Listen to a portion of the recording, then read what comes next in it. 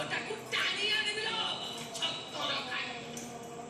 କାହା ଜୀବ ଛିଡେଇବା କଥା କହୁଛ ତମେ? ଆରେ ତୁ କଣ ମତେ କୋଉଠିକି ଶାନ୍ତିରେ ବସେଇ ଦବୁନି? ମୁଁ ଯୁଆଡେ ଯାଉଛି ତୁ କଣ ମୋ ପଛେ ପଛେ ଚାଲିଛୁ? ମୁଁ ତମ ପଛେ ପଛେ ଆସୁଛି ଏଇଥିପାଇଁ ତମେ ମୋର କଥା ଶୁଣୁନ କଣ ପାଇଁ? ଶୀଘ୍ର ବାଡି ପଟେ କୂଅ ପାଖକୁ ଯାଅ ଆଉ କୂଅରୁ 5 ବାଲ୍ଟି ପାଣି ବାହାର କରିକି ରଖ। କୂଅରୁ ପାଣି ମୁଁ କାଢିବି? ହଁ, ତମେ ପାଣି ବାହାର କଲେ ମାମୁଁ ଗାଧେଇବେ। କାଇଁ ତୋ ମାମୁଁ ନ ଗାଧେଇଲା ମୋର କଣ ଭାସିଗଲା? ମାମୁଁ ଖାଲି ଗାଧେଇବେନି ମ, ଆଉ ମାମୁଁଙ୍କ ଲୁଗା ପଟା ମଧ୍ୟ ତମକୁ ସଫା କରିବାକୁ ପଡିବ। ବୁଢା ମତେ ନ ହେଇଛି ତୁ ସଫା କରିଦଉନୁ। ମୁଁ କେମିତି ତାଙ୍କ ଲୁଗାପଟା ସଫା କରିବି? ସୁବିଧା କଣ? ଆରେ ମୁଁ ପୁରା ତାଙ୍କ ଭଣଜା ଯାଉ ସେସବୁ ଛୁଇଁବେ ମତେ ମନା। ବେଶୀ କଥା ତାପରେ ଶୁଣେ ମୁଁ କରିପାରିବିନି। ଯା, ମତେ କହିଲୁ ଚାଉଳକୁ ଗୋଡି ବାଛିବାକୁ ବାଛିଲି, ମତେ କହିଲୁ ଅଠା ବାସନ ବାଜିବାକୁ ମାଚିଲି, ଆଉ କାମ କରିପାରିବିନି। ଯା, ତମେ କାମ ନ କଲେ ମୁଁ ତମକୁ ଖାଇବାକୁ ଦେବିନି। ଯା। କଣ ହେଲା? ମୋ ଘରେ ମତେ ତୁ ଖାଇବାକୁ ଦବୁନି? କୋଉଟା ତମ ଘର? ଏଇଟା ତମ ଘର। ଆମକୁ ଯୋଉଦିନ ବାହାରି ଆସିଥିଲ ଏ ଘରଟା କଣ ତମ ବୋପା ତମକୁ ଯୌତୁକ ଦେଇଥିଲେ?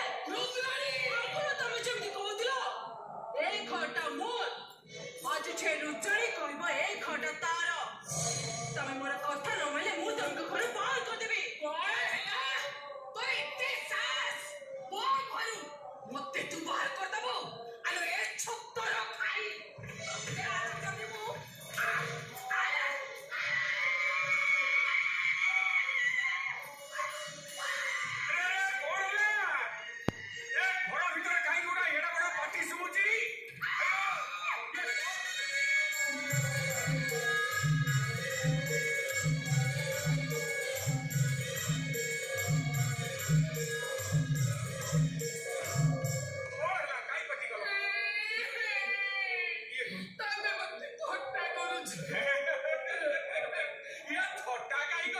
ମୁଁ ଦେଖୁଥିଲି ମୋର ଟିକେ ସେମିତି ହଉଛି କି ନାହିଁ।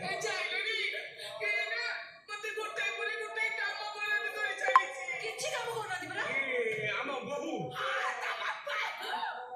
ବୋହୂ ଯଦି କାମ ବରାଦ କଲା ତମେ ତା କଥା ମାନି କାମ କରିଦो ନା, ତମ ଡାଇବେଟିସ ରୋଗ ଭଲ ହେଇଯିବ।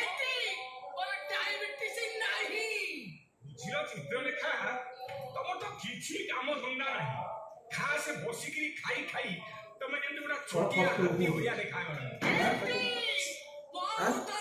ଜରାଲି କହୁଛି କଲିଜାରେ ଦାନ୍ତ ଲଗେଇଦେବି। ବୁଝିଲ ଶୃପଣଖା? କଣ କହିଲ ତମେ? ଶୃପଣଖା ହେଇଟି ଅନେଇଲା। ମୋ ନା ସୁପନେଖା ନୁହେଁ, ଆଉ ମୋ ନା ଚିତ୍ରଲେଖା। ଚିତ୍ରଲେଖା? ସେ ଶଳାଟି କିଏ ଭୁଲରେ ତମ ନାଁ ଚିତ୍ରଲେଖା ଦେଇଦେଇଛି।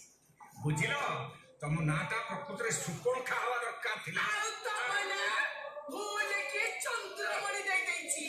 ପ୍ରକୃତରେ ତମେ ହଉଛ ଚନ୍ଦ୍ରସେନା।